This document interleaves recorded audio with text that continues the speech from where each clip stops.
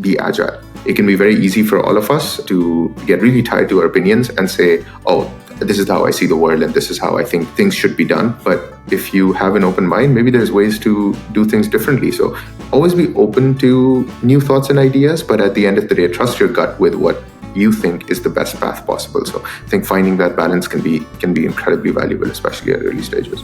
You want people to have some level of strategic depth as opposed to just being a contributor or a really high performing contributor. If someone is bringing ideas to the table for you, if someone is sort of always thinking of different ways of doing things, that can be very valuable to a founder.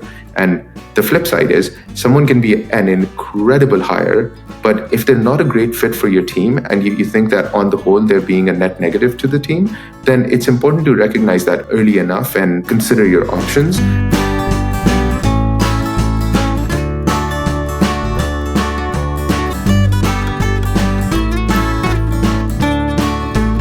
Hello, everyone. Welcome back. I'm here with Hammad from Susa Ventures. We're really excited to talk about go-to-market at later stage investment stages. So, Hammad, do you want to introduce yourself? Thanks, Alex. It's great to be here. Thanks for having me. I'll give you a quick background on myself.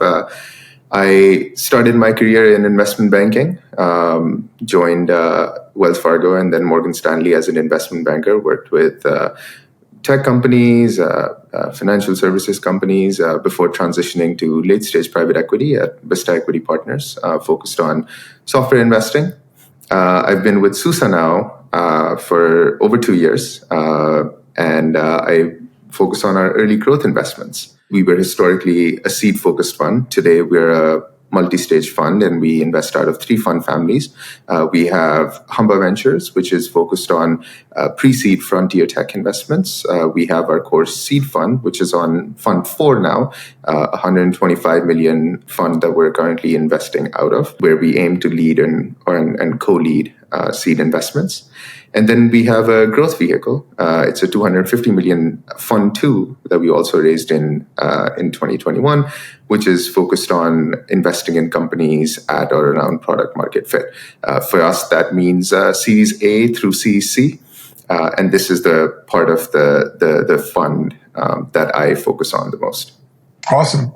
Well, when Leo suggested this, I was super excited because I think that a lot of founders don't play the 3-dimensional game of chess where they don't realize how important Series B and C are because they're so focused on closing their Series A or even closing their seed round and getting to $1 million or a couple million in ARR that they kind of lose the forest for the trees. And so I thought it'd be great to talk to someone who just focuses on those later stages, not the really late, but the sort of intermediate stages, to give people perspective on where you have to end up.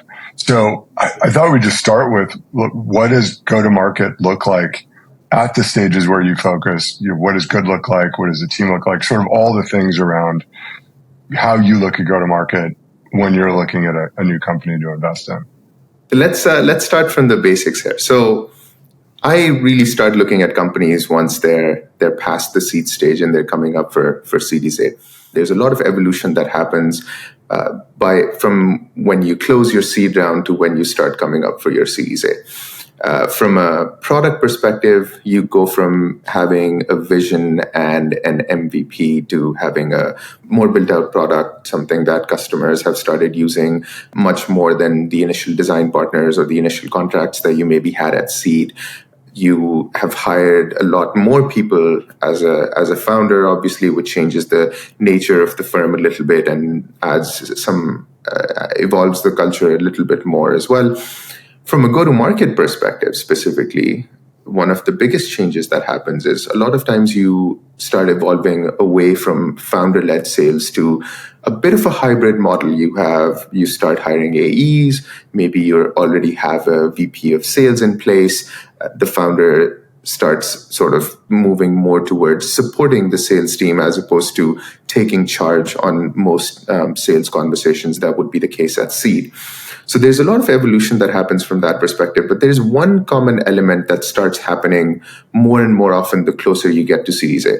And the big question, that big theme is repeatability. Is there repeatability in your go-to-market motion? Is there repeatability in the customers that you have today? retention starts becoming a question. It's not just about, hey, can I attract new customers to this platform? It starts becoming more about, can I keep those people with me while I continue bringing on more people? Can I show certain channels work really well for me? Am I starting to get close on product market fit? What's my product iteration looking like that the go-to-market team can be well suited to go out and sell to the market? So it's the conversation becomes a bit more multidimensional. The expectations obviously change from a customer perspective as well as from an investor perspective. So all of those things end up with a very different go-to-market landscape when I'm evaluating a company at Series A or Series B.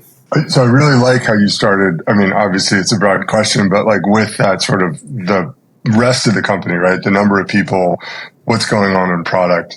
How much is go-to-market a component of your Series A or Series B investing decision, versus as separate from like the product, for example, right? Somebody at a seed stage can have a great product, no customers, or maybe a design partner, who isn't paying. And you can say, oh, this is a horse I bet on. But when you get later, what's the balance, both from, just from how you look at that company and their progress?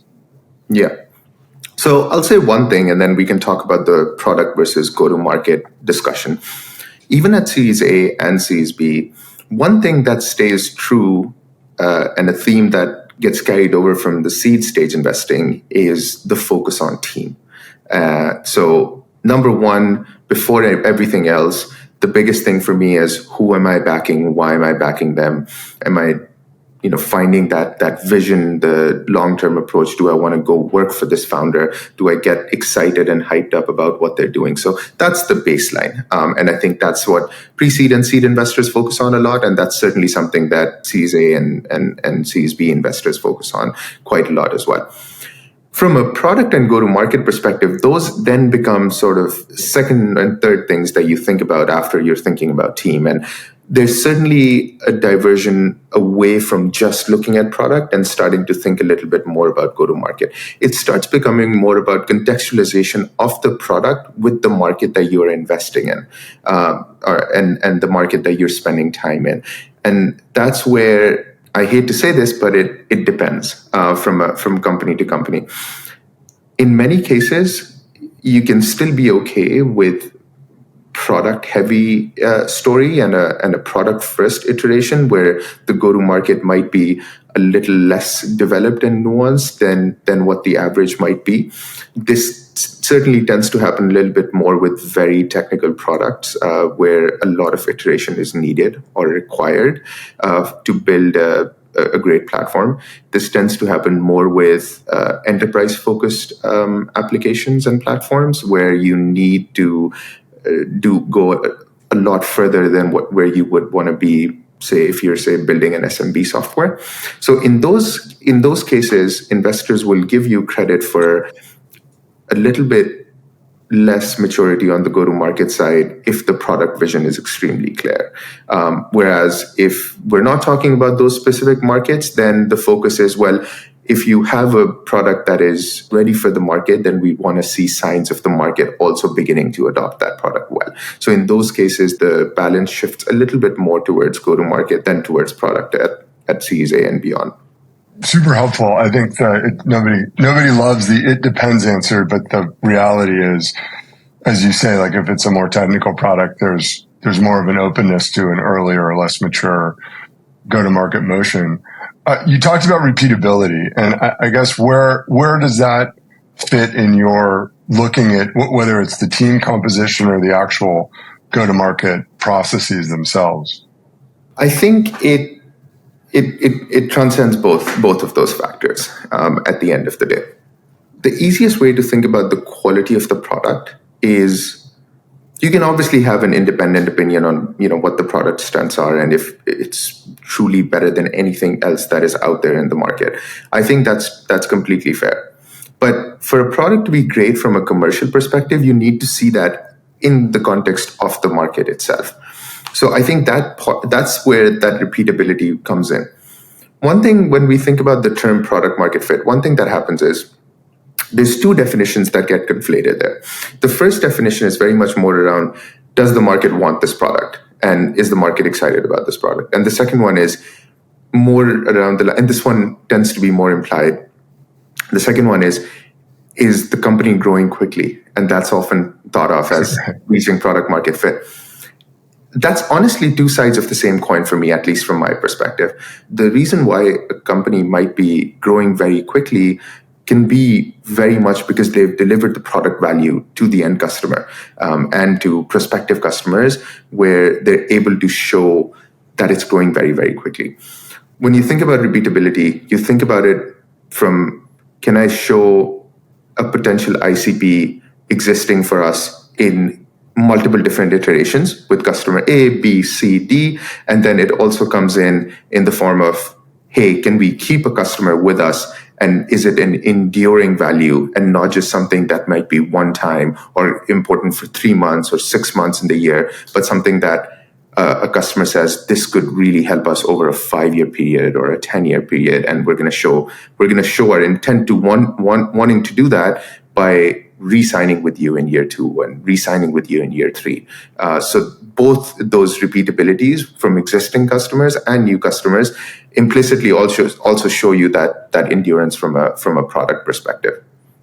Yeah, it's funny. I'm reminded when you say that of like the cyclicality or the sort of short-term value of when Bird, the scooter company, was raising money a number of years ago, before pre-COVID, and everybody was shocked that their numbers were down in February. And it's like, who's going to ride a scooter in Chicago in February? Like nobody's riding scooters, right? And so, but it was weird because they hadn't been around long enough for people to realize the cyclicality, even though in retrospect it seemed obvious. But they had to go out and their numbers were terrible because, they were raising money and they had, it was snow on the ground. Like you weren't scooting around Denver in February or Chicago, one of the bigger markets in February. How much does the founder, so couple questions out of sort of that line of thinking, like, how involved is the founder at your sort of when you're talking to them in the go-to-market versus the product? Because as you mentioned, there's this sort of focus on getting the product right, and most of the founders I work with and Susa works with are technical, and so they're more comfortable in the product or in the engineering side of things. But at what point does that focus shift, and what are your expectations as a investor or board member on how schooled that founder is in the go-to-market motion versus the core workings of the product or the technology? Yeah, that's a great question. So I think taking a step back from everything, we all have our strengths and weaknesses. And I think founders are no different, right? There's areas that you love focusing on, or areas that you've just been trained a lot around, so you can be very, very effective and very dangerous there. And then there are areas that you maybe don't feel as confident in. Right. The absolute bottom line for a founder is being able to deliver the long-term vision of that company, both internally and externally. So can you share that a vision that creates an amazing company culture internally, first of all, is just valuable in building the right foundations for the company itself. And then you also want to be able to show and deliver on that vision externally, in front of customers, in front of investors, get the excitement going around what you're trying to build and how you're trying to go about it. With that being said, that vision can present itself in many different ways. For a very commercially minded founder, that just might mean that they end up having a lot more customer conversations than a technical founder who prefers to spend more time with the product might be able to do. The answer is never zero, though, in either of the cases. What is helpful and valuable there is if a founder feels like they need some leverage and some coverage in one of these many areas of being able to deliver that vision, it's good for them to think about that when they're hiring the right people for the right role. So there might be a world where finding a VP of product is less important than finding a VP of sales, all else equal. And that VP of sales can give the founder that leverage that they need on the day-to-day customer conversations that they're having. But at the same time, there is an expectation, especially if you're thinking about building a 100 million ARR company or a 200 million ARR company, to be able to get at least a baseline of what is required from a founder when it comes to go to market and vice versa. Being able to sort of help close the last stages of a process, for example, would be something that we would expect founders to do and to be able to train themselves to be able to do, even if that's less of a strength area for them compared to product. So there's a delicate balance that you can maintain, and there's certainly things that you can do to sort of bolster your personal positioning and broadly the company's positioning on this broader topic. But there is a baseline where the minimum can't necessarily be zero there. Yeah, so the founder, like, they need to know something about go-to-market, even if they prefer to spend their time in the product or the engineering side of the organization. Like, they need to be at least conversant, it sounds like, in what's going on with go-to-market. And being able to talk to a customer or sit down with a customer sounds like it's important from your perspective. I have seen many different examples of founders not spending enough time with their customers. And especially at the early stages, I think it's incredibly valuable for a company to find the right product direction if they're having deep conversations with their customers and understanding what the customer truly needs. And how do you convert what their demands and their requests and their key pain points and their problems are in the best iteration of your product. If you don't have that level of depth in the conversations that you're having with your customers, you're doing yourself a little bit of a disservice as well, because you're not leveraging all the resources that you have on the table. Your customers are resources for you at the end of the day. You can rely on your team to be able to do that, but if you're the chief visionary and you're the one leading the charge on a company, then some of those conversations have to originate from you as well. Your sales team can tell you, and your customer success team can tell you what the customer wants. But at some point, it's valuable to be able to look at the big picture and to be able to visualize what that big picture would look like. And oftentimes, some direct involvement there could be helpful. So the nuance here is, having those conversations, you can certainly have those conversations very well, even if you feel like you're not the best closer from a go-to-market perspective when it comes to, getting new customers. But just being there, being in the room, showing excitement, showing that the head of the startup is here, excited about the sale that's about to close, instills a lot of confidence in a prospective customer in wanting to choose you over your alternatives. So you can still do that. And you can still have ongoing customer conversations, because at that point, it's more about sharing your vision, hearing from them, being able to understand that. That is more what the core job of the founder is, and it's less about, okay, do I turn this into a closed one, right? There's nuance there. Yeah, that sounds more like, you've got your sales team or your head of sales or whatever brings you in as part of the sales process. You're not driving that sales process as a founder. You're kind of one tool in your company's arsenal in getting that customer or prospective customer to believe in you and choose you over other choices in the market. Yeah, exactly. When you're in your early stages of scaling, and I would call anything below 10 million, we can even debate if it's higher than that. Anything below 10 million ARR, you're still in your early stages. And at that point, it's very valuable to have your founder or your CEO as someone that you would want to bring in if you're closing a big deal on a new product that you just launched or something along those lines. Yeah, I'm sure some people listening to this will be like, oh my God, 10 million, like that's so much. I'm trying to get to 2 or I'm trying to get to 4, like 10 million seems super far away. And I mean, I guess it's one of those, somebody once told me that, if you look at the evolution of a company, 1 million is impossible, 10 million is improbable, and 100 million is inevitable, because as you get better, it just becomes easier in a way. And I think one of the things we talked about before we jumped on was you have the right team. And so I feel like assembling the right team as you grow has a big impact on that. But before we get into that, I'm curious, just from a product standpoint, there are many startups that I've worked with that I've seen that on their way to 10 million will have a bunch of products, right? They'll have one product that works. Maybe you have a technically inclined or a product founder as a leader who sees some need in the market and builds another product, right? And I'm curious, like, have you seen patterns there of like, when you get to your first 5 or 10 million, whatever that milestone is, there's a right number of products to have in the market, or there's such a thing as too many? This is another it depends kind of answer. But I think my general assessment on this question is all else equal, it's better to focus on one product than five different products. There's value in having simplicity in your go-to-market process.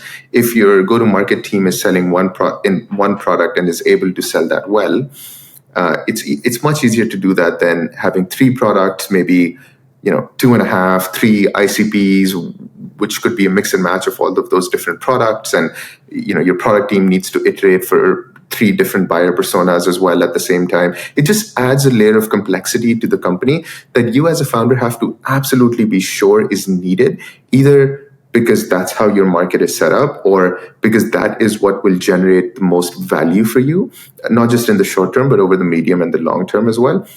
Unless some of those conditions are true, I generally recommend to founders to really focus on delivering incredibly high ROI and reaching great NPS on their primary core product that their entire platform is going to be built around, up until you get to that 5, 7, 10 million mark, somewhere in that ballpark. And that's when you start thinking about iterating on the next product and what the market needs.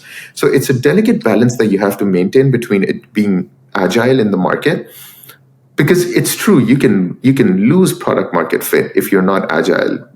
Competitors can leapfrog you if you're not thinking about product aggressively enough, and the market might move away from you, especially in today's world, in specific areas, AI being one of them, where there are a lot of changes happening very, very quickly, and customer demands are evolving because of that. So there's certainly exceptions to this rule, and there's certainly market considerations that you have to think about when you consider going multi-product versus not. But in general, if you feel strongly that there is incremental spend available for your core product and there's clear, meaningful opportunity for you to continue building on your core product and make it better, and you still don't run into obstacles from a selling process, then it's better to focus on that and gain the customer love, gain the customer loyalty, continue to get the excitement on the core thing that you're doing well. It's great. It's easy to get one thing done really, really well, as opposed to trying to do three different things,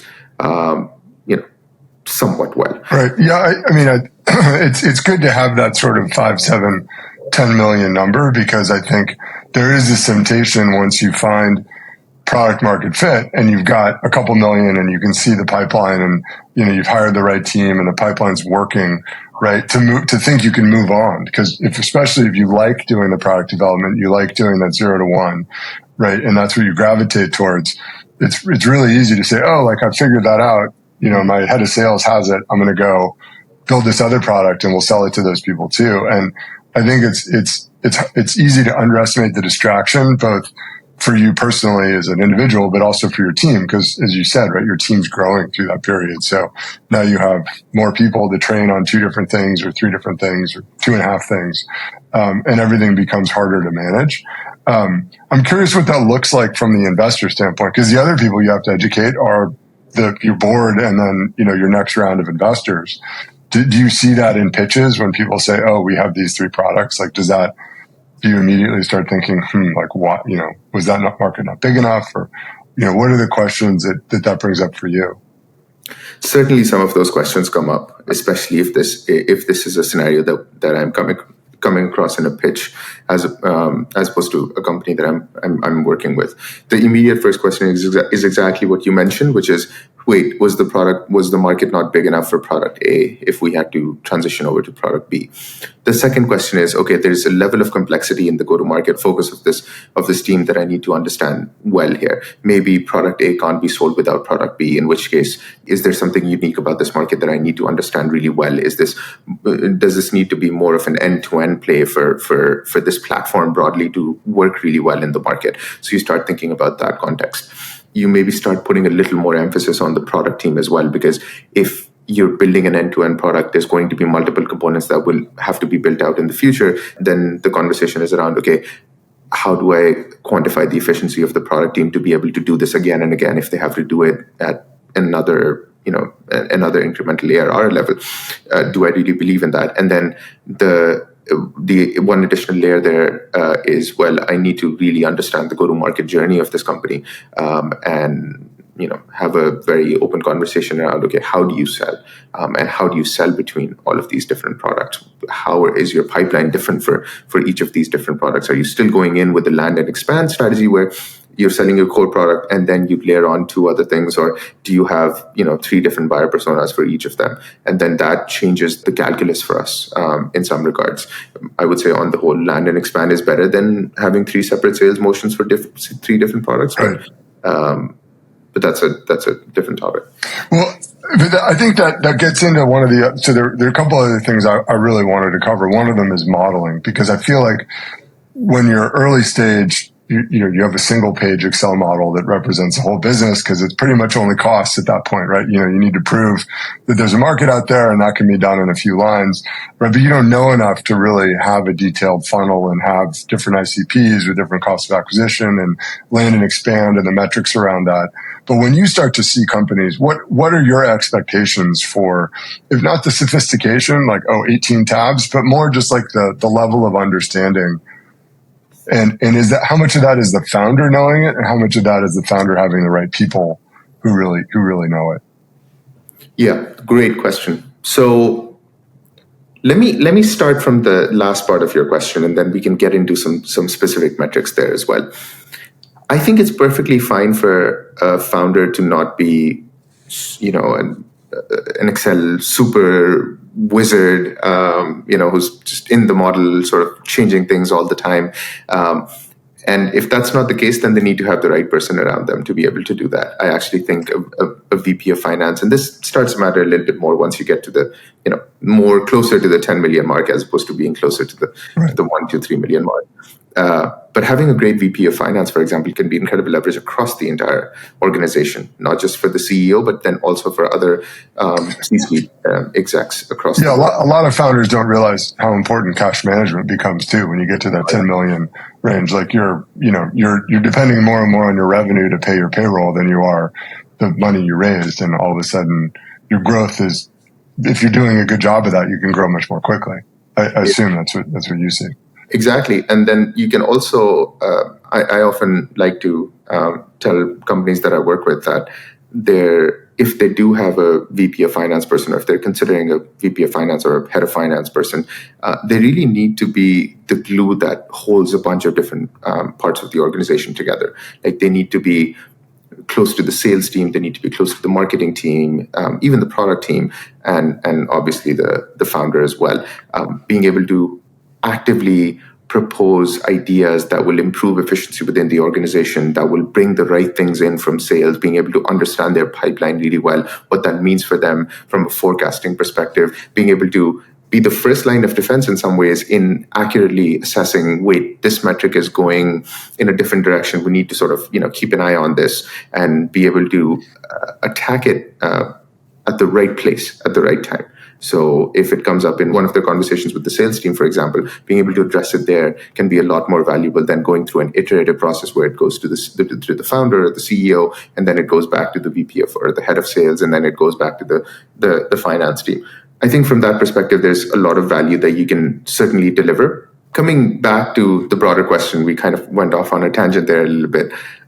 For me, the 2 biggest things that I think about is CAC payback, even more so than LTV to CAC, and I'll explain the distinction there a little bit, and then retention profiles. If we go back to how we thought about repeatability, we were talking about repeatability with existing customers, and we were talking about repeatability in your new customer go-to-market motion. The CAC payback gives me confidence around your ability to repeat go-to-market motions across channels with new customers, and your retention profile gives me confidence around your repeatability with existing customers. And oftentimes, customer success, for example, is not thought of as actively as your AEs or your go-to-market team that's focused on new ARR. But especially in a market like today, where selling SaaS can be challenging and spending is down, it's valuable to have that component as well. Beyond that, there's a number of other go-to-market KPIs and North Stars that folks can think about and focus on. I certainly think there's value to LTV to CAC. Net dollar retention is absolutely something that folks should be thinking about. Magic number, quick ratios, I think they can all be quite useful. And then obviously you want to look at your pipeline, your weighted pipeline, and understanding how much coverage you have from that perspective. And more granularly, you want to be able to know how your quotas are being set, your quota attainment with your AE. So some of those things some of those metrics are secondary for me. Certainly things that I would look at more so than anything else. The biggest things I focus on is retention and CAC payback. Interesting. And CAC payback is just so for anybody who doesn't know what that is, I hope you know what it is at this point, but can you just explain what that means and how you calculate it? Absolutely. So there's two components to it. CAC is customer acquisition cost. It's how much does it cost for you to acquire a new customer? And this would be the marketing spend that's associated with that customer. It would be the proportional sales spend that is attributable to that customer that you brought on. So it's an all-in figure. And then the payback component is how much time does it require for you to recoup the money that you invested in bringing that customer on from a top-line perspective. Sometimes you can look at CAC payback from a gross margin adjusted lens as well. That's a second layer that you can add to it. But for now, we can just talk about it relative to revenue. The reason why I think this is also a good time to discuss why looking at CAC payback is more valuable than looking at just LTV to CAC ratios, which is where you're looking at the long-term value that's generated by a customer relative to the CAC. And this is where you see that 3x number being thrown out there quite a lot. CAC paybacks are valuable because it shortens the amount of time that you have to look back historically to analyze how profitable a customer is. It's easier to look at it from a channel by channel perspective to see which marketing channels are working for you versus which ones are not. It gives you a better visualization of customers that cost less versus customers that cost more, especially when you frame it with your retention profile. So you might be spending $5 on one customer, but if the churn profile for that particular channel is 35% versus spending $10 on a customer in a different channel where the retention profile is 95%, you have to start thinking about, okay, which one makes the most sense to me? And when you're thinking about it from a payback perspective, that's where the retention profile implicitly comes in, because if your retention profile is not high enough, then you have fewer months to be able to pay back what your initial investment on the new customer was. Yeah, I feel like I want to come back to what is that sort of that ideal CAC payback time period for you, or what's sort of good, what's really extraordinary. Actually, why don't we do that now? Like what you said, the sort of 3x CAC LTV is the metric that people talk about. What are the metrics that you focus on for CAC payback? Yeah, so from a CAC payback perspective, again, this gets contextualized a little bit based on what kind of business you are. So the number would be very different for an enterprise SaaS product versus what it would be for an SMB or a mid-market SaaS product. Right. It's very different from a consumer play versus a PLG-led motion. So there's a number of different iterations of what those benchmarks look like. And then there's also a little bit of an evolution of what these metrics look like at different stages. So at Series A versus B versus C, there's a little bit of a difference there as well. I would generally say for a SaaS product, and these are very general numbers, so it depends. There's a little bit of it depends as well. Aiming for less than 12 months of CAC payback for an enterprise solution means you are doing extremely well. And this also implicitly means that your retention profile is, in that sort of best-in-class category. You have 90% plus gross retention or annualized retention there.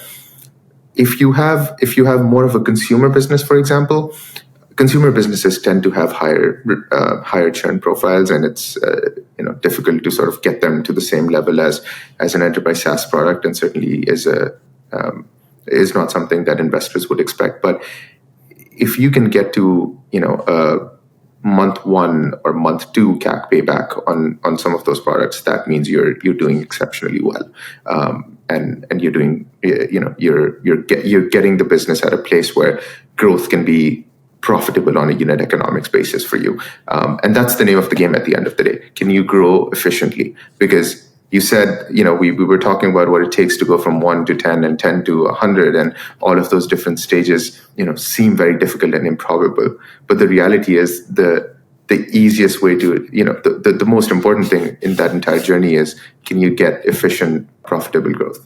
And that's what you're getting down to.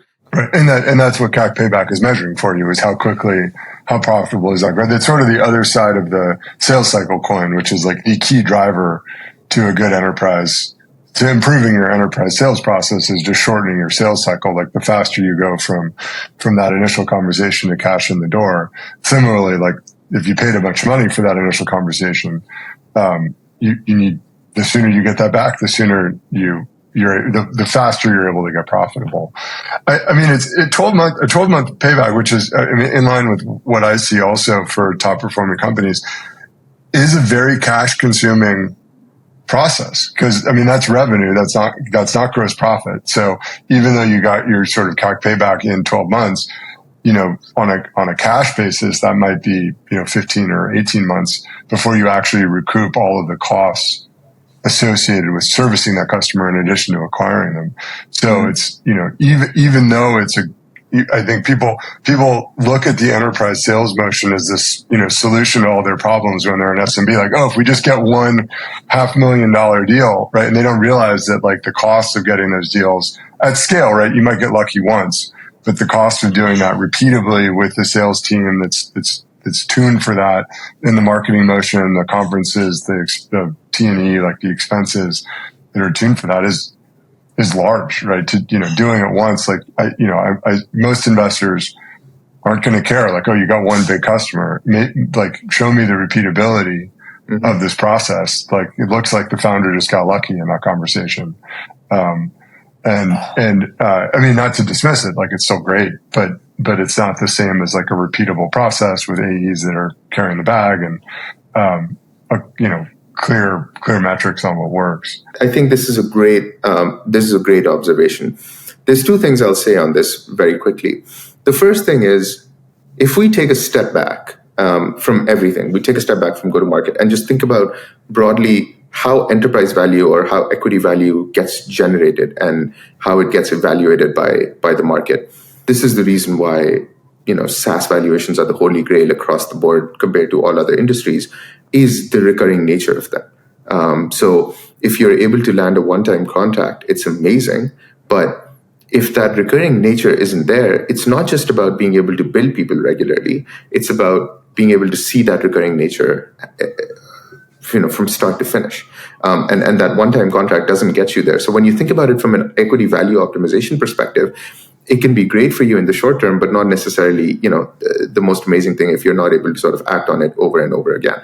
And I completely agree with your point. It can be incredibly cash consuming to go towards the enterprise motion. If your organization and your team is just really set up incredibly well to have great marketing, you capture someone's attention really well with your marketing channels. They go on your website, you have a clear call to action, you have an amazing pricing page, you have a great self-serve motion. That can be a great scalable strategy that can work for you over and over again. Shopify showed us that that's possible, right? There's a number of different examples there that we can reference.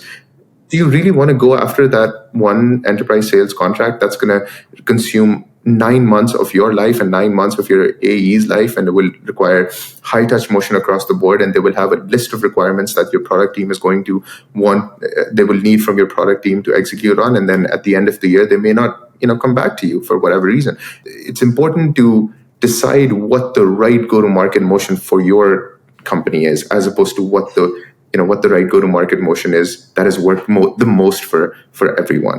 So it's valuable to understand your situation and then finding the path to least resistance there. Yeah, it reminds me of a conversation I had with David Barrett, who started Expensify. We talked when I was at TripIt, and he launched Expensify, and we got acquired by Concur, and he called me up and he was like, "Congrats!" And by the way, like, I don't get it.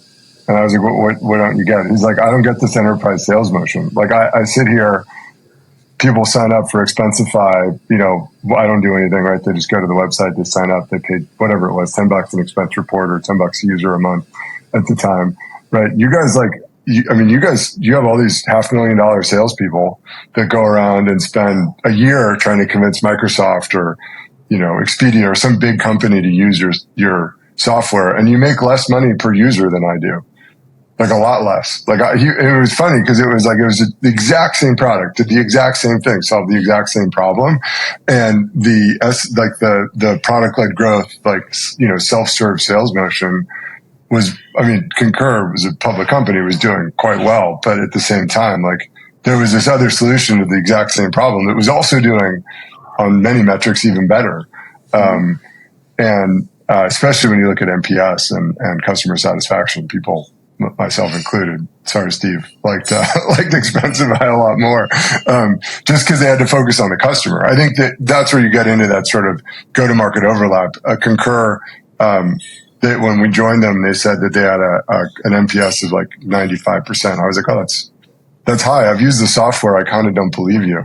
And when we asked them who they surveyed, turns out they only surveyed the CFO or the controller, just the person who wrote the check for the software.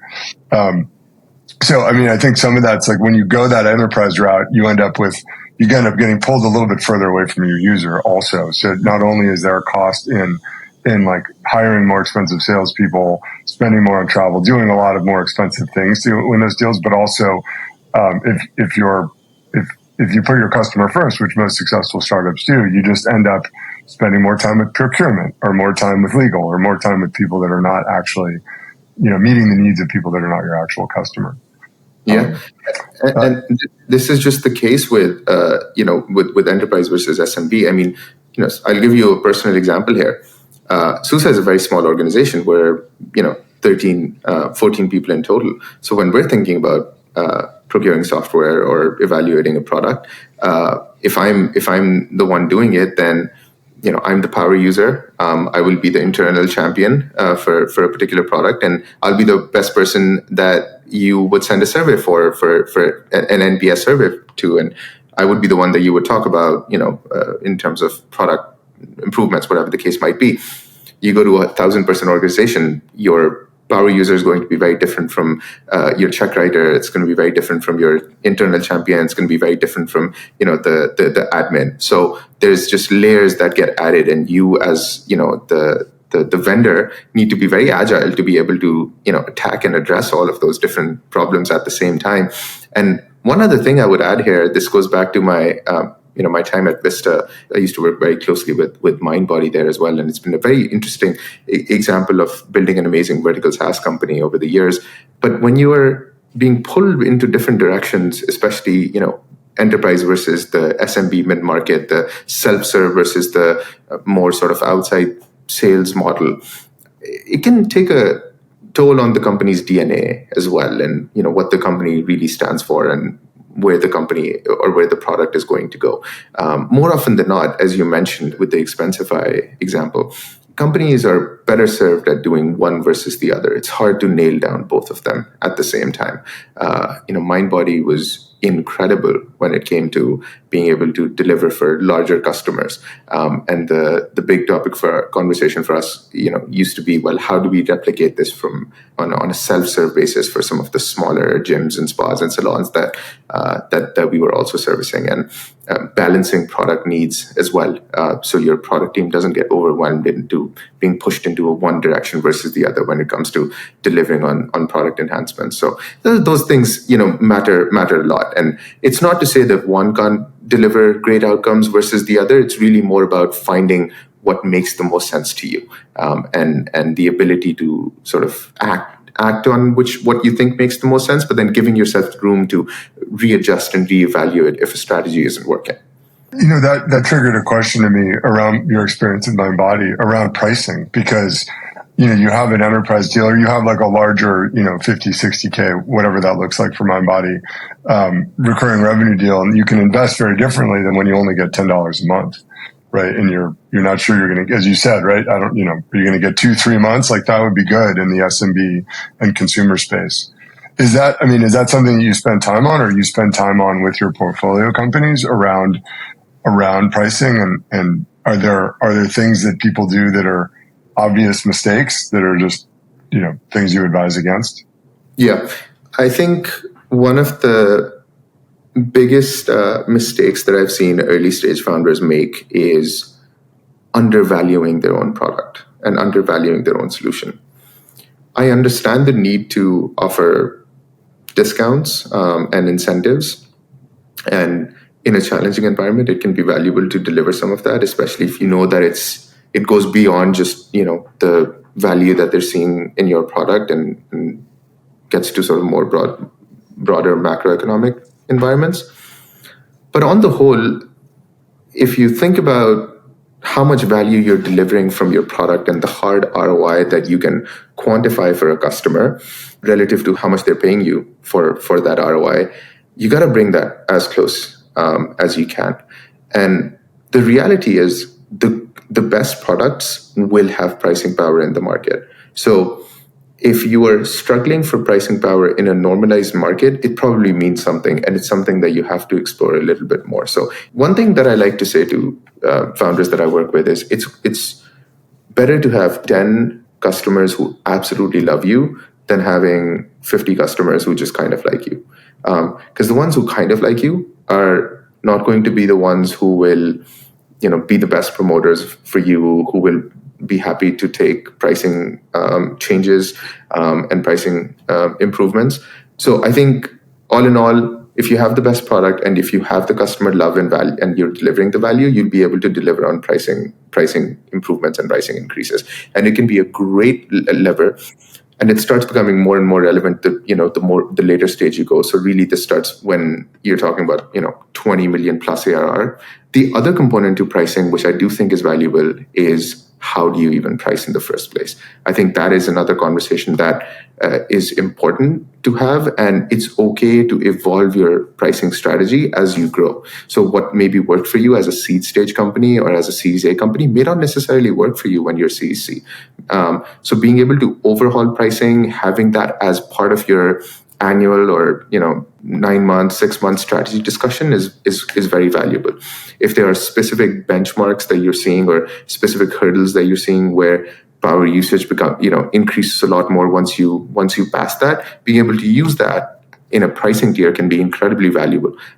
It's about bifurcating the value that you're delivering and then making sure that you're charging the right amount for each step up in that value along the way. So it can be a very valuable tool, probably one that's not thought of as extensively as it should be, but certainly think that aligning value and pricing is very important and something that just continues to happen over and over again. Yeah, I couldn't agree more. And I think there's a lot more focus on pricing in the current market than there was even 2 or 3 years ago, just because it's, people care more about their margins. They care more about bringing cash in the door. The, product, like just every go-to-market motion is enhanced by better pricing, right? Whether it's lower or higher. And I also agree. I think the vast majority of founders, maybe it's from a place of rationality or insecurity, think, oh, I can't charge as much as those other people because whatever, we're early stage or we don't have those other 6 features that they have. And if that one feature you have is so much better than their equivalent, like people might be willing to pay a huge premium for it if that's the most important thing to them.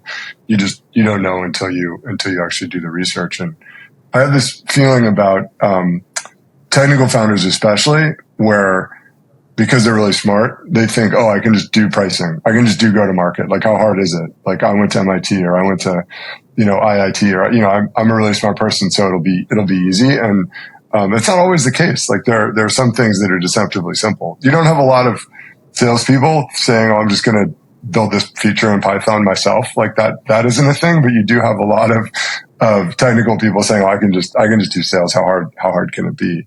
Or branding.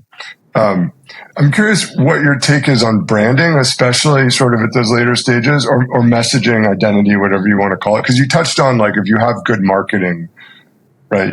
One of the things you said about, because if you have good marketing, right, things just work. And I feel like, especially in a tight economic market, a lot of people don't want to invest in messaging and don't want to invest in brand identity. Do you see that play out? Like, does that affect your investment decisions? Does it just affect company performance at all in a visible way?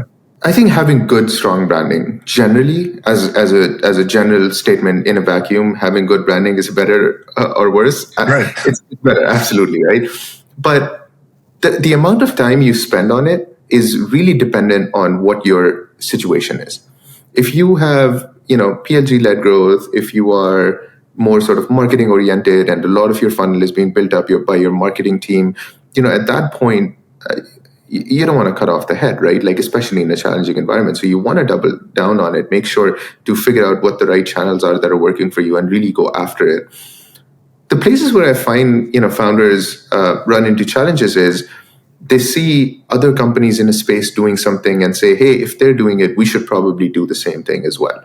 And for some folks out there, it can be incredibly valuable to lead with a very sort of content-heavy marketing strategy, and that can work really well. So MailChimp was an amazing outcome. They did a lot on the content marketing side, and they did it really, really well. If company X is doing this, well, I have to do content marketing as well. So I'm going to throw out a bunch of different things. Salesforce does, Dreamforce, and, my other competitor is doing a conference. So I have to do a conference as well. And I need to spend, hundreds of thousands of dollars on doing that as well. That's where I think that some of the pitfalls come in when it comes down to marketing. There's a lot of great companies that are more under the radar in terms of their public perception. Really, the most important thing that you're trying to get at is your potential customers. Can you get to them? Can you sort of, whisper the right thing in their ears to get them to be excited about you? So the channel in which you do that can vary quite a lot, even within an industry, even between competing companies. Like, what do you do can be very different for each of those companies. And part of it depends on the ethos, and part of it depends on your product, and part of it depends on who you're trying to attack and who you're trying to go target. If you're just putting ads out there, for example, on Instagram, and your key decision maker and your key champion is going to be a CFO within your customer base, then that's probably not the best idea in the world, right? So you kind of have to keep all of that in mind, and be a bit more strategic around branding. You don't want good branding in general. You want good branding where it's targeted enough where it delivers meaningful results to you. Just doing a conference for the sake of doing a conference doesn't get you anywhere if it doesn't mean it's going to improve my top line by X% next year, or if it's going to help me retain, this many number of customers, or something quantifiable behind it. Yeah, I think that's good. That's great perspective. I'm reminded of Amazon in the beginning. They used to get the smallest booth you could possibly get at the book conference that the conference authors would go to, directly across from Barnes & Noble, who had a fancy, huge, enormous booth with all the trappings. And we see how that one played out. The authors would go do signings and stuff at Amazon's booth just as much as they would go to the Barnes & Noble one. And the fact that they had a small, tiny booth with literally a folding table and no branding didn't stop anybody. I think there is there's this perception. They're like, oh, if they're at this conference, I need a booth. If they're my competitor, my booth needs to be as big as their booth. Mm-hmm. Right. And it as soon as you take the focus off the customer, it starts to become harder to make good decisions. If you're just doing it because other people do it. So let's transition into a couple of things we talked about before we started recording around the board and managing that. There's this perception that founders really need to know everything, right? And need to be the Swiss Army knife, and no product, no engineering, no immigration law, know all the things so they can run this company of 10 or 20 people. But as you get later, you start to have more board members, so your board grows, right? That part of the team grows, and the expectations tend to change a bit, right? You're not talking about individual discovery calls or, your one pilot customer, your 3 pilot customers, right? You're talking, what are you talking about? What do those conversations look like, and how does a founder prepare for them? Yeah, great question. So the board conversations evolve quite a lot, and you start sort of thinking about things not from an immediate short-term perspective, hey, what happened in the past quarter, which can oftentimes be a bit more central in your early board conversations when you have a pilot customer that you're trying to hit. So it's a lot of conversation. Okay, how do we get there? How do we get, what do we do with them? And some of the longer term things are certainly discussed, but it's not the central part of the conversation. In a more later stage board conversation, some of those things are certainly still there. You want to review the performance. You want to review what happened, what went right, what went wrong in the previous quarter. But a lot of thought is then put into, okay, what are the big initiatives that we're taking from a team perspective, from a product perspective, from a go-to-market perspective, why they're valuable, how they'll be able to get, how they'll be able to get us to a better outcome down the road than the path that we're headed today. And a lot more discussion goes around those things. From a presentation perspective and the delivery of content from the company to the board, it's important to think about looking at historical trends and mapping out historical trends. So you might not just be looking at the previous year. You might be looking at 4 or 8 quarters and seeing sort of how things have evolved over time. You might start bringing in your C-suite people to talk in depth about certain things that you may have a good understanding of from a vision perspective and from overall what's happening. But it might be valuable for the head of sales to come in and have a deeper conversation around specific things that have been happening there. So some of those things start to change quite a lot. The best founders that I work with, and that I've interacted with, they don't think of themselves as being answerable to the board. There's certainly some of that, I have a responsibility to the board component, but they're really, really good at putting the board to work for them. And I think that's something that is understated and underappreciated among founders generally. Everyone comes in with certain strengths, things that they're able to do well. So when you start thinking about your board composition, you want to think about who you are bringing on and how they're able to sort of improve on the current mix of the group that you have. And then from a quarter by quarter basis, being able to put individual responsibility in the hands of the board members. Hey, you're really good at product. Can you help us work through some of these challenges that were happening? Hey, XYZ person, a customer that we're trying to land, and the sales cycle is getting a little bit longer. So can you help us close them? Go, have a conversation with this person that and see what you can do to put your thumb on the scale a little bit. So giving clear directions on, hey, this is what I need from you, and I need you to deliver on that.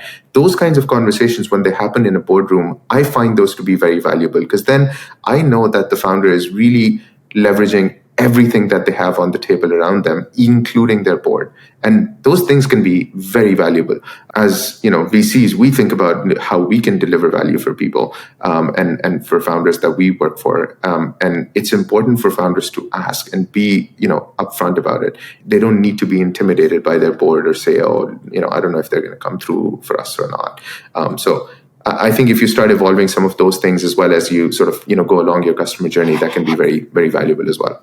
Yeah, that's super helpful. I think, I have one friend, Edith Harbaugh, launched Darkly, who before COVID, this obviously changed, wouldn't let her board members use screens in their board meetings, which, is unusual, but it shows that she had a way she wanted to run things. And that was the program, right? It was her program, even though she had some pretty strong board members.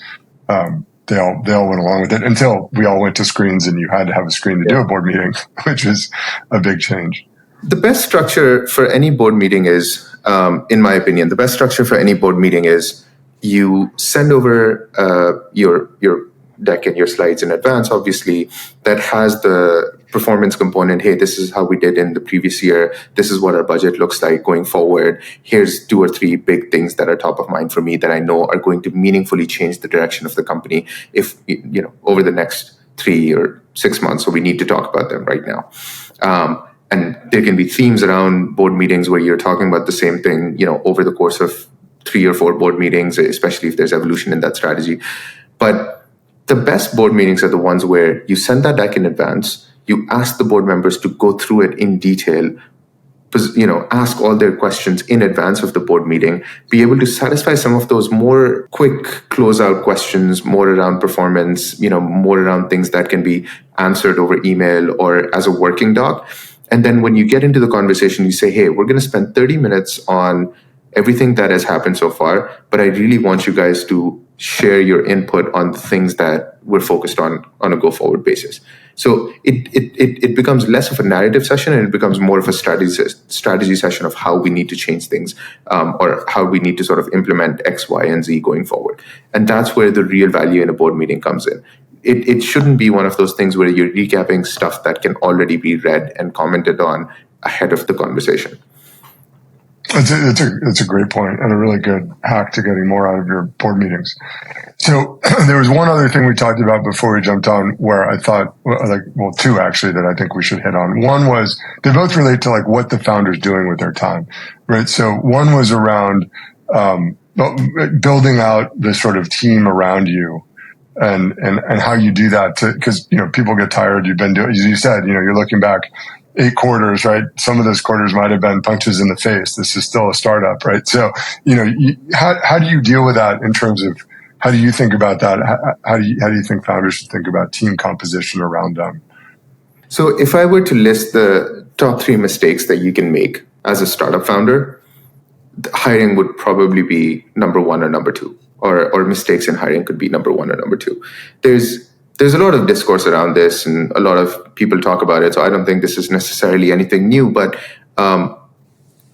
being able to hire the right people, or being able to let go of the wrong people at the right time, you gotta have one of those 2 skills, or both of them. One of them is absolutely necessary, but both of them is the absolute holy grail. The best founders that we have worked with at Susa across the board are founders who know how to hire well, who know who's going to be an incredible contributor to the team and to the company where they are in the moment. And there is some logic to the idea that someone can be incredibly valuable to you when you're sub 1 million ARR, but may not necessarily be the best person to lead the same organization when they're at 50 million ARR. So let's say you hire an IC on your product team. Maybe they're not suited to be the VP of product. Maybe they're not suited to sort of grow, go up the ranks and be the head of product when you're 50 million ARR, 30 million ARR, or something like that. And it's okay to accept that. And it's okay to sort of, admit it. It might require some hard conversations, but it's far better to find the right person at the right time and being able to sort of leverage them. So there's a number of different things that go into what makes someone who can hire really well. You want to know what your team composition is, where you need the most leverage at any given point. So this is something we talked about already. Where you as a founder can find the most value from someone, and how do you get the right person who's hungry for it, who's able to take the risk that comes in with an early stage company, someone who's willing to sort of jump in, be ready to help out with other things that are happening, be very strategic around things. Especially when you're an early stage company, you want people to have some level of strategic depth as opposed to just being a contributor or a really high performing contributor. If someone is bringing ideas to the table for you, if someone is sort of always thinking of ways of different ways of doing things, that can be very valuable to a founder. And the flip side is someone can be an incredible hire, but if they're not a great fit for your team and you think that on the whole they're being a net negative to the team, then it's important to recognize that early enough and consider your options, as opposed to sort of keeping them on, which might not be productive and valuable for them and for you as an organization, and personally for the founder either. So managing that, I think, is so important and so valuable. This goes beyond just individual hires as well. Being able to time the right hires at the right time, not sort of overextending on how big your team can be and what you feel like the right composition is. I think these are very important conversations, and you gotta sort of make sure that if you're unclear or unsure about any of those conversations, it's okay to have a group of trusted advisors or board members to have those conversations with, so you're well informed to make those decisions, because those can be make or break moments for the company. The hiring and firing are crucial. I couldn't agree more. And I think it's interesting. I found that when I was a founder, there were some advisors and, people like you said, either investors or trusted advisors who were super successful. And I'm still not sure how they were successful because their advice was like led to some of the bigger mistakes we made. And there were other ones that were incredibly spot on every time, whether it was about hiring or the timing of hiring or the team composition or, I had one during COVID who, was the conversation that led me to, doing a riff and keeping the company alive. And it was remarkable that you had two sort of equally successful people, but one of them their advice was just better. Like it was just, whereas the other one, I'd always kind of walk away from those conversations like, I don't feel like that's the right thing to do, but maybe I just don't see it the right way. And my gut feeling turned out to be right. The hiring thing is critical and doing it smart, right? And having those hard conversations. So the other kind of hiring is advisors. So you said you had strong opinions about this. And so I have to ask the question, when is, if ever, hiring an investment banker to do a fundraise for you? When is that the right thing to do as a founder? Because let's call it like it is. No founder likes fundraising. I mean, maybe there's one out there, but I haven't met him. So when is it okay, if it's ever okay, to hand that off to advisors? Yeah. So I'll say this I'll preface this by saying, as a former investment banker and as a current VC, I completely empathize with founders. I think fundraising is one of the hardest things they do, and having to deal with tons and tons of VCs for days on end, for weeks on end, I certainly empathize with them. Having said that, I think fundraising is a great marker to assess how a founder thinks about their business and how they're able to articulate that thought process that goes in behind building that business for them. There's a lot of parallels between how you would have a potential customer conversation, to how you would have a potential fundraising conversation. I have a strong belief that despite how painful fundraising is, if you're a great fundraiser, you can bring in great talent. It means that you are a great storyteller, that you're able to articulate your vision really well to people who are unfamiliar with your company or have limited visibility into your company. And it increases the likelihood that you're able to have similar conversations with other stakeholders who may not be as involved with the company. So, on the customer side. So we have found that there is a correlation between folks who can articulate their story really well with investors, with them being able to articulate their story really well to customers, and also be great culture leaders and great sort of visionaries internally for the company. So there is a correlation between having sort of all of these different qualities at the same time. So because we've seen that, and certainly a lot of other VCs share this opinion as well, if you bring in an investment banker into early stage conversations, and now I'm really defining early stage as anything before Series D. So we're talking seed A, B, C. If you're bringing in an investment banker, the default reaction to that is, oh, it's a yellow flag. I need to know exactly why that's the case, or why this is happening. If you're letting someone else do even a little bit of talking on your part, in sharing your vision, in whatever case, in whatever shape, way, or form that might be, that makes me feel like there's something missing here that I need to think about a little bit more. So my blanket advice to founders is, don't hire investment bankers until you're at Series D. And at that point, maybe it starts making sense, because we're talking about like longer drawn out processes. We're talking about like extensive data rooms. We're talking about places where it's easy for you to sort of outsource some of the work that needs to be done. While fundraising is really challenging, even at the earlier stages, it's better to do it yourself and find the right people in your network already that can give you that leverage. So, if you have a head of finance, like have them run with like a lot of the diligence items, so you don't have to get into every nitty-gritty conversation at the same time. Go and do practice pitch sessions and share your deck with your existing investors. Get them to come in and have a very clear conversation around what they feel like might be missing from the story. Get all of those resources around you to help you build a great story, but then you should be the one articulating that story from start to finish when it comes to a VC interaction. If you outsource any part of that at the early stages, that almost always makes you sort of start questioning things a little bit, and you really don't want that as a start of a multi-year relationship that you might want to have with a potential investor. Yeah, that's so basically Series D is the point where it becomes okay to bring in a banker. But before that, even if you have advisors, helping you with your model or running the process in the background, if you're not the one telling the story, which is the only reason to pay bankers their fees is to have them tell the story for you. If you're not the one telling the story, then that's a yellow flag. That raises questions for you. Yeah. And it makes sense. I mean, it makes sense. I think, I remember, I think I can say this now. I met, Ryan, who started Hootsuite a number of years ago. And, he was like, oh man, this is the hardest year I've ever had. And I was like, what do you mean? Doing 100 million in revenue. Like, when does it get easy? I thought at some point it would get easier. And he was like, no, it doesn't get easier. It's just, but I think you do get to that point where it's Series D, where it's more, like you said, there's just the work involved is just much more onerous, right? And it's less of a negative signal, but earlier on, it's good to know. It's great to get that perspective. This has been super helpful. I really appreciated the time.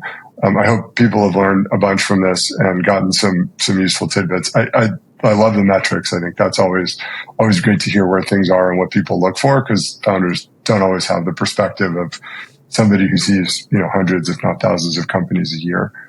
I have a couple wrapping up questions I ask everybody. The first one's always, anything that we didn't talk about that you think is important that we should have talked about?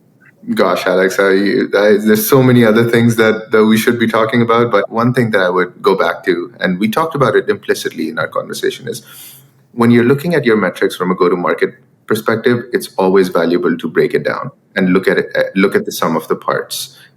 Think about it from, look at each channel, see how that's trending, look at each quarter, each cohort, see how it's trending, see what the trends are telling you. It's so important to be able to recognize those patterns early on, especially when it comes to your leading indicators. So if one thing we didn't talk about, but this would be my one advice that we didn't really cover for early stage founders. That actually gets to my next question, which is, what are 3 best practices that you think every founder should do? And on that one, I think, is that one that you mentioned, like a strong head of finance as a good hire, as like a very good hire when you get to that stage, because, if they're integrated into your team, they're keeping an eye on things like that. But is that something you can outsource, or is that still the founder's job? Like, this founder still has to be deep in it. I'd say it's the founder's job at Series A, maybe even at Series B. When you start getting to Series C, that's when you can sort of think about a head of finance hire, unless you feel like they can really drive a lot of leverage and you don't really have someone that's doing it really, really well. So it's perfectly acceptable for a post-Series A company to have a VP of finance, but I think at that point, it just it kind of depends a little bit on your individual circumstances. But they need to be more than just someone who's doing a bunch of accounting for you. I think that's the part that matters a lot more. They need to have a strategic angle to what they're bringing to the table, for sure. Right, and that's helpful. And so, any other best practices besides really digging deep on the metrics and looking by cohort and finding things quickly? Yeah, couple of things very quickly. One is hiring. Knowing when someone isn't working out is as important as knowing when to bring on someone new. We talked about that already. One other thing I would say is give yourself time. Give yourself time, more time than you think you need to iterate on product, to iterate on go-to-market. Give yourself optionality. The more optionality that you have at any given point, the more valuable it's going to be. Things are not going to work the first time you try them. And oftentimes it takes multiple different iterations to work. So if it requires you to be efficient, to be able to try 3 different paths, it's better to have that than to sort of put all your eggs in one basket and then you run into challenges later on. And the last thing I would say is be agile. It can be very easy for all of us to get really tied to our opinions and say, oh, this is how I see the world and this is how I think things should be done. But if you have an open mind, maybe there's ways to do things differently. So always be open to new thoughts and ideas, but at the end of the day, trust your gut with what you think is the best path possible. So I think finding that balance can be incredibly valuable, especially at early stages. Yeah, I like that, especially the last one. And I think it's being agile also means if you try the path that you think is right and it doesn't work, like you got to get those metrics early and change tactics, because it just keeping, I did this as a founder once where I just kept banging my head into the same wall for 6 months because I thought it should work, right? Like, oh, this product is valuable for this market. And, you keep banging your head and you keep turning through sort of long customer sales cycles to not win the sale because it wasn't a good product market fit. And it's really, it reduces your optionality because now you've burned a bunch of time and you can't get it back. Last question, and then sort of just outro stuff. The best advice you ever got, personally, professionally, and you didn't have to take it also. So best advice you got, whether or not you took it. The best advice that I got was to hope for the best and prepare for the worst. So I always go in with everything with a slight hint of pessimism. I'm an optimist at heart, but it's valuable to try to see the other side at any given point and see why something wouldn't work. I think it helps deepen your thinking when you say, okay, let's see what are all the reasons why something would break, an initiative wouldn't work, or my strategy wouldn't work, or what I'm trying to do wouldn't work, and it helps you refine your thought process, especially as you embark on that journey. So, great piece of advice I got a number of years ago, and certainly something that I try to do as much as I can. Be the devil's advocate when you can, and it sharpens your thought process. Awesome. That's always great advice. So I really appreciate you being on, Hammad. How can people find you if you want them to find you, and how can they find the firm? Sure. So you can find the firm at susaventures.com. You can also find us on Twitter. Our handle is Susa Ventures. You can find me on LinkedIn at Hammad Aslam, and also on Twitter, it's _Hammad Aslam. Awesome. Well, thank you so much. Really appreciate it.